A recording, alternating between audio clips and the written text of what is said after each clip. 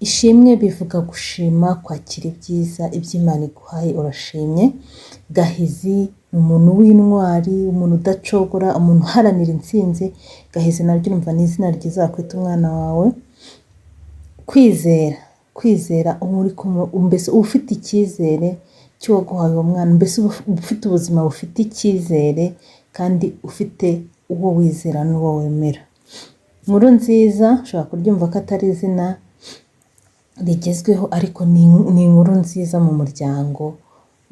Mwakira umwana w'umuhungu, ibyiringiro by'ejo hazaza, ushobora kumwita inkuru nziza. Habimana, Imana iri kumwe natwe. Sinzi nimba Habimana bararikuye muyo bagomba kwita abana b'Abanyarwanda, ariko Habimana uba wiragije Imana, kuko akenshi ano mazina twanga y'Ikinyarwanda usanga aho tugiye mu Cyongereza n'ubundi dushaka kumwita Habimana, nubwo biba bisobanuye Icyongereza, ariko ni byiza kongera gushyigikira amazina yacu y'Amanyarwanda.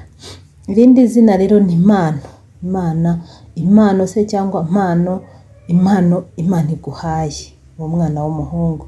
Ushaka kumwita Ntare ni umuyobozi n'udasanzwe, mbese ubu ushaka kumuraga ubwo butwari. Iryo zina uri kumwita uba ari nkaho wakamwifurije kuzaba nk'uko wamwise iryo zina.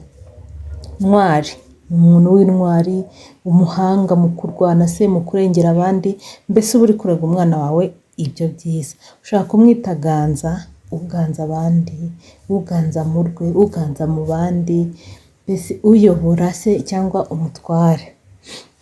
Ushaka kumwita Kamanzi se cyangwa Manzi, umuntu w'ingirakamaro, umuntu wo kwizerwa rwose, wo kugirira icyizere. Ushaka kumwita Isaro ushobora kuryita n'umukobwa, ariko Isaro n'umuhungu waryimwita. Biba bigaragaza ko kera mu Rwanda Isaro byari ikintu cy'agaciro. Ni ukuvuga ngo ubu bivuze ko mbese uba ushaka gusobanura ko ari ikintu cy'agaciro gakomeye, ikintu cyiza cyane. Ushobora kumwita Mihigo, bivuga intego, imigambi se. Narahize, Imana irahiguye, mbese ukamuraga kuzaba umuntu uhigira intego no kugira imigambi myiza. Ushaka kumwita Nshuti, akenshi dushobora kubyita bitewe n'imibanire y'umugabo n'uwo mwabyaranye umwana, cyangwa se umugore mwabyaranye ukavuga uti ni inshuti yanjye yambyara umwana w'umuhungu, umwana ukaba umwise Nshuti. Ushaka kumwita Mutako naho ni ikintu, Mutako akenshi ni ikintu kiba ari cyiza rwose, kibereye ijisho. Mbese ushaka kumwita Kwezi, iri zina narikunze, Kwezi. Sese nuko nacuze narizamwite Kwezi rwose, kuko hari uwo mfite witwa Izuba, nubwo biri mu rurimi rw'amahanga turi bigereho, ariko umva nari kwitana Kwezi. Nanjye nitwa Esther, bisobanura inyenyeri. Nari kuba mfite umuryango w'izuba n'ukwezi n'inyenyeri. Ndaza kujya ndimwita umwe muri bo, nzarimwita nk'irisirino Kwezi. Ukwezi, urumuri mu mwijima. Murabizi ko ukwezi rumurika mu gihe cy'umwijima. Ni byiza ko wakwita umwana akuzaniye urumuri mu mwijima. Munezero, ibyishimo, ibihe by'umunezero. Mfite umukobwa witwa Ashley, bisobanura umunezero. N'umunezero mu muryango wanyu, muba muri no kwiraga uwo munezero mu muryango wanyu. Ushobora nanone kumwita Kofi, nubwo ari nyamahanga nari narizanye hano, nari naryanditse mbere, ariko Kofi risobanura umwana wavutse ku wa gatanu. Ushobora kumwita iryo zina rwose nta kibazo. Reka mpita nanakomerezaho amazina y'amvamahanga nihuta. Ushobora kwita umwana wawe Rick cyangwa Lucas mu Cyongereza. Bivuga utanga urumuri ku bandi. Ni ukuvuga ngo mbese umuntu uzana urumuri, uzana ibyiringiro, uzana hope, bivuga mu Cyongereza. Nicyo Lucas bisobanuye. Ushobora kumwita Aiden ni umuntu ufite imbaraga, umunyembaraga. Aiden ni umunyembaraga. Ushobora kumwita Ethan naho ni umunyembaraga ukomeye, uri strong, the firm and the strong. Umuntu ukomeye rwose, bituma mbese uba uri nko kumuraga future hazaza he, kuba ari umuntu uzahangana n'ibigeragezo. Iyo wumvishe izina ryawe rwose wumva waharanira gukora nk'uko rimeze. irindi zina ry'imvamahanga ushaka kwita umwana ushaka kumwita Nowa. Nowa bisobanura the restorer, uwongera sinzi nimba uwongera kuba, uvugurura ibyari byarangiritse. Renew, umuntu ugarura ibyiringiro mu bandi byari byarabuze, ugarura ibyiringiro mu bandi, kambivuge gutyo, cyangwa se ugarura, wongera kubaka ibyasenyutse. Ushaka kumwita Liam. Liam bivuga umurinzi, the strong protector, umurinzi w'umunyembaraga, umurinzi w'umunyembaraga. Urumva iki akenshi ibintu twita abana bacu tuba twumva ari byo tubifuzaho cyane cyane, cyangwa se imibanire dufitanye. Ushaka kumwita Mason, bivuga n'undi murabizi ko Mason umwubatsi ushaka kubaka ibintu bikomeye. Ushaka kumwita Alexander, the defender ni nk'umwunga, umuvugizi w'abantu, umuvugizi wawe, umuvugizi wa rubanda muri rusange. Ushobora none kumwita Samuel bisobanura kumvwa. Murabizi ko Hana ajya kwita Samuel izina, avuze ati uyu mwana niwe nasabye kandi Uwiteka yumvishe icyo nasabye. Kuvuga ngo Imana yaranyumvishe, yumvishe ibyo nayisabye, ima umwana witwa Samuel. Kuvuga ngo bigaragaza noneho Imana yumvishe amasengesho yawe, mbese iguha wa mwana wasabye. Samuel ikunda kwitwa umwana cyane cyane wasabwe mu gihe kitari cyoroshye. Ushaka kumwita umwana wawe Henry cyangwa se Henri mu gifaransa, bisobanura umuyobozi, ariko utari wa muyobozi w'abantu boroheje, ahubwo umuyobozi wo ku rwego rwo hejuru, umuyobozi w'igihugu, umuyobozi mbese mu rwego rwa politiki.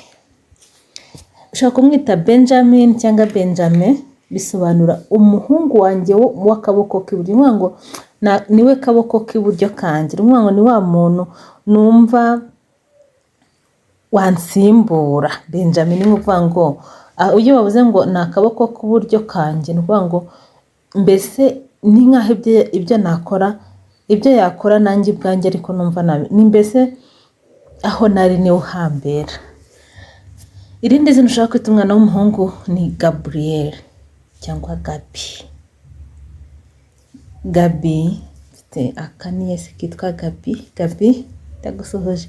Gabi bisobanura Imana niyo mbaraga yanjye, niyo mbaraga zanjye, mbese niyo ima imbaraga, niyo nkuraho imbaraga, ko Gabriel bisobanura. Ushaka kumwita David cyangwa David, bivuga ukundwa, the beloved, umuntu ukunzwe rwose. David ni izina rya kera ariko ritajya ripfa guta agaciro. Irindi zina nsuje umuntu witwa Carter, uri kunkurikira. Carter bivuga the driver, umuyobozi, nawe ni umuyobozi. Uvuga ngo ni umuntu uyobora, kandi akenshi ndi gukora iki kiganiro ese mbona ko ari byo iryo zina rihabwa umuntu wumva agira amatsiko no ku exploringa nyine uko isi, mbese agira amatsiko y'ibibera ku isi no kumenya uko ibintu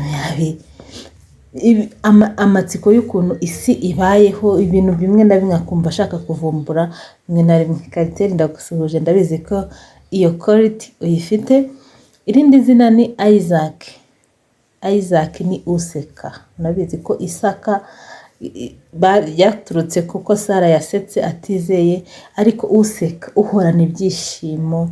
Mbese Isaac bisobanura Delotha, umuntu uhorana ibyishimo rwose. Uburaza umwana wawe umwise Isaac, Isayi mu gifaransa, uba ushaka ko umwana wawe umuraze ibyishimo buri gihe. Irindi zina ni Owen bivuga the young warrior, ni ukuvuga ngo indwanyi ikiri ntoya, ni ukuvuga ngo ni ya ndwanyi ikizamuka, ni ukuvuga ngo abatarashiramo imbaraga bakiri young.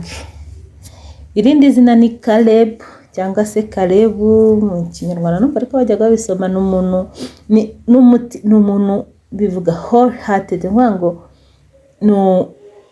sincerity nimba ari ubunyangamugayo. Ni ukuvuga ngo ni wa muntu ufite ubunyangamugayo, ni ukuvuga ngo ukwiha n'umutima wawe wose. Mbese iyo akunze iyo iryo zina Caleb risobanura kuba icyo kintu uri devoted kuri cyo, warakihaye cyose nyine. Nathan bivuga impano y'Imana. Ushobora kubwita umwana wawe Nathan, bivuga the gift of God, ni impano wahawe n'Imana. Abana bacu bose ni impano twahawe n'Imana. Irindi zina rero ni umuhungu wanjye w'imfura ni Asha cyangwa Asher cyangwa Asheri mu Kinyarwanda, bivuga uhiriwe, the blessed, uwahawe umugisha, uhiriwe. Mbese ni izina ryiza, twese umwana umwifurize kuba umunyehirwe, kuba ahantu hose azajya ahura n'amahirwe. Irindi zina rero ni Lev, numva ko noneho ninjiye mu y'Abaheburayo. Lev bivuga umuhuza, umuhuza w'abantu, umuhuza. Kenshi Abalewi byakunda kuvuga ko ari bo bahuza Imana n'abantu. Umwana wawe rero umwise Lev, biba bisobanuye ko ari umuhuza w'imiryango, mbese n'abantu. Irindi zina ushaka kwita umwana ni Jonathan, nabyo bivuga impano y'Imana, ni ikintu ngo ni gift wahawe n'Imana. Irindi zina ni Mateo, nabyo bivuga impano y'Imana. Irindi ni Jason cyangwa Jazo, bisobanura ngo Imana yambereye, Imana, the God has been gracious, ngo Imana yaranyiyeretse. Muri kumva abantu bari kugenda bavanga imyenda n'inkweto, bari buzemo muri video, nta kuntu nabakatinga, baba bari kugenda babaza nimba hari imyenda n'inkweto bishaje kugira ngo baze bagure, ni akazi nyine. Aha rero Jason bivuga Imana yambereye ibuntu, yanyeretse ubuntu butangaje, yanyeretse, mbese yanyitayeho mu buryo butangaje. Irindi zina ni Leo. Leo ubundi ni lion, biba bishatse kuvuga lion, intare, aribyo byitwa umunyembaraga, umuntu ufite imbaraga. Irindi zina ni Maxwell bisobanura the great spring. Ahangaha bisobanuye ngo ni igihe, ni intangiriro nshya. Abazungu binjiye muri spring, baba binjiye mu gihe cyiza, baba bumva binjiye, ubanza aricyo gihe baba bavuye muri hiver, bagiye nyine bavuye mu gihe cy'ubukonje bari kwinjira no mu gihe kiringaniye, kitarimo ubushyuhe bwinshi, kitarimo n'ubukonje bwinshi. Ngo n'iyindi ntangiriro, ni nkaho baba bongeye kubona ubuzima bundi bushya. Rero Maxwell bisobanura intangiriro nshya, nimba koko wari uvuye mu bihe bigoye, Imana iguhaye indi ntangiriro y'ubuzima. Irindi zina ni Nikora bivuga intsinzi y'abantu, ni ukuvuga ngo niyo utashyiraho abantu bisobanuye intsinzi. The Victor ni nziza naryo. Irindi zina ni Red, bisobanura inama, umujyanama wawe. Irindi ni Dominic, bisobanura uw'Imana. Nicyo navuze ngo reka mbivuge uko n'ibindi bisobanuro nshyiraho ni uw'Imana. Dominic ni uw'Imana mu Kinyarwanda. Irindi ni Cohen, bivuga umutambyi. The priest ni umutambyi wawe, umutambyi w'umuryango. Irindi ni Ronan, bivuga ikimenyetso, ngo Imana impaye ikimenyetso, yanshyizeho ikimenyetso. Irindi ni Tiago, bivuga the follower, ukurikira, mbese ni unkurikira cyangwa se umuntu wita ku byanjye. Irindi zina ni Zen, God is gracious, Imana irahambaye, Imana iratangaje. Ni nkaho Imana ifite ubuntu bwinshi, mbese ni nko gushimira Imana ariko mu buryo buri hejuru, mbese wumva ko yagukoreye ikintu kirengeje uko wakiyumvishaga. Irindi zina rero ni Jasper ya Sipi, mfite umusaza wanjye yitwa Yasipi, bisobanura ubutunzi, ni nka treasures, ni ubutunzi kenshi buhambaye, atari bwa bundi buno tubona, ni nko kuvuga ngo mfite ikintu cy'agaciro gakomeye kiri hariya, uvuga ngo treasure wasangaga abantu bashaka iyo treasure nk'ibuye ry'agaciro rikomeye. Muri Square ari ibuye ry'agaciro, bivuze ibuye ry'agaciro ritapfa kuboneka ahantu hose, ahubwo ubutunzi bwihariye budapfa kuboneka ahantu hose. Irindi zina ni Kaden, wakwita umwana wawe, bisobanura indwanyi, the strong, mbese umuntu w'indwanyi kandi ufite determination, ufite icyo ashaka, icyo arwanira. Irindi zina rero nakunze ryitwa umuhungu wanjye, nubwo ryitwa mu rurimi rundi ni Kuro cyangwa Silas cyangwa Chiro, yitwa Chiro, bisobanura izuba. Ngo ni umuntu uzanye urumuri rw'izuba mu buzima bwawe. Ni ukuvuga ngo urumuri ruyo, kandi nanone bigasobanura umuyobozi. Kuro bisobanura nanone umuyobozi w'abandi. Irindi zina ni Miro aka nifyo, umwishywa wanjye ejo bundi yararyiswe afite amezi makeya, yitwa Miro, bisobanura the merciful. Ni ukuvuga ngo urashima iby'Imana, ndashimye, mbese nishimwe kwa ni nk'ishimwe mu Kinyarwanda. Mbese Miro ni izina ryiza rigezweho wakwita umwana w'umuhungu. Irindi zina ni the Arka cyangwa Asher, akenshi ni umuntu, ni bivuze mu Kinyarwanda avuga umunyamuheto, umunyamuheto uriya bakushyiramo umwambi bakaraza. Ni ukuvuga ngo kiriya kintu ntabwo wapfa kuwukoresha uri umuntu utari umunyembaraga kandi utari umuntu ureba intego, ufite intego. Ni ukuvuga ngo umuntu agiye kurashisha umuheto ararasa akahamya mu cyica, aba afite intego ashaka. Izina rya nyuma tugiye gusorezaho kuri iyi seri y'amazina y'abahungu, tuzababwira n'andi, ni iryitwa Kyle bivuga uwanesheje, the victorious, watsinze. Ni ryiza naryo waryita umwana wawe w'umuhungu. Inama rero 3 ngiye kukugira zatuma uhitamo izina ryiza. Shaka izina risobanura n'icyo wifuza ku mwana wawe, icyo wumva wifuza ku mwana wawe aba ari ryo zina umushakaho. Irinde amazina ashobora gusobanurwa nabi, ntukite umwana izina utazi icyo risobanuye, atazasanga risobanuye ikintu kibi rwose rikaba ryamugiraho ingaruka. Noneho mbere yuko uhitamo izina, muri mu mazina wumva wakunze waha umwana wawe, fata 3 cyangwa 5 uyagereranye, uhitemo rimwe muri ryo, nibyo byiza. Mwakoze rero kudukurikira kuri na channel yacu.